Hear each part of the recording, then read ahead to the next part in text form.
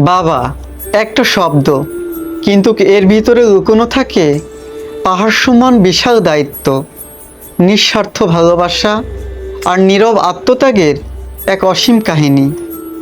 তিনি আমাদের মাথার উপর ঠিক বটগাছের মতোই ছায়া দিয়ে যান।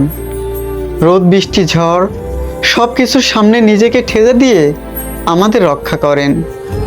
ছোটবেলায় যখন হাঁটতে শিখি, বাবা পিছনে থাকতেন।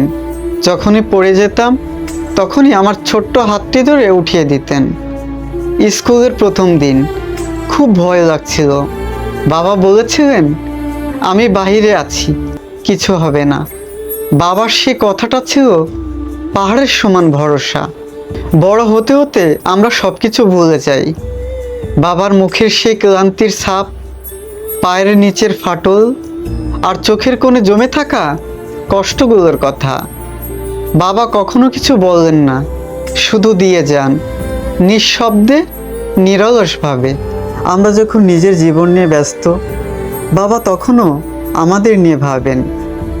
বাবা সত্যি বটবৃক্ষের মতো, নিজে কখনো ধরা দেন না, সারা জীবন আমাদের ধরে আগলে রাখেন। আসুন আজ একটু থেমে গিয়ে বাবার দিকে তাকাই। এক কাপ চা হাতে দিয়ে বলি, বাবা তোমাকে ভালোবাসি, তুমি আমার ছায়া, তুমি আমার আশ্রয়।